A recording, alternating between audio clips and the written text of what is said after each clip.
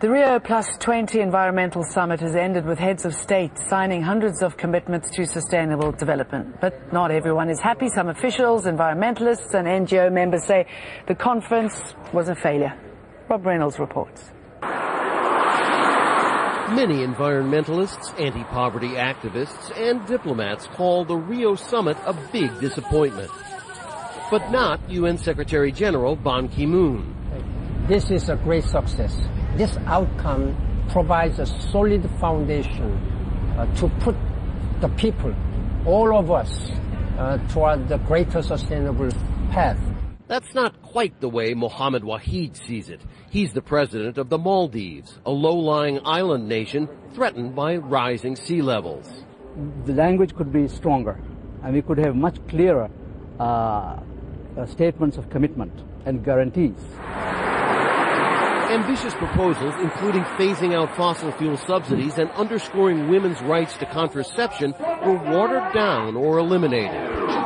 For 3 days, speakers touted their own country's eco-accomplishments, exhorted other countries to do more, and repeated over and over again the obvious fact that the world is in big trouble as a result of environmental degradation, burgeoning population, and overconsumption of finite resources. Wealthy nations resisted one of the central demands of the developing world, that the developed countries provide the financing for a transition to a new green global economy. U.S. Secretary of State Hillary Clinton emphasized the role of corporations. The private sector investments using targeted resources and smart policies have catalyzed more balanced, inclusive, sustainable growth.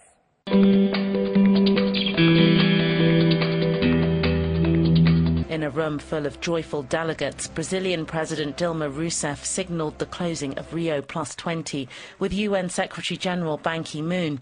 However, many people are disappointed with the outcome of the Earth Summit.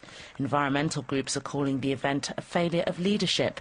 They're especially disheartened by the conclusion document describing the green economy as just one possible route to sustainable development. I think we're talking about a crisis of governance. We see a real breakdown in the goals, the challenges that we're facing, and the response of our world leaders. At this protest, the Brazilian president is shown as holding a check for $1 trillion, whilst oil executives struggle with the public, showing just how much some believe politicians are failing to protect ordinary citizens.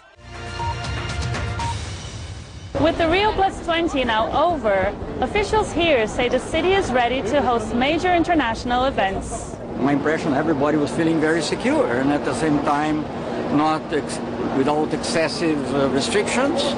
So, I mean, we had peaceful demonstrations of all kinds of people, NGOs, indigenous people, and all that went in a very peaceful way. And that's how it should be, because Brazil is a peaceful country.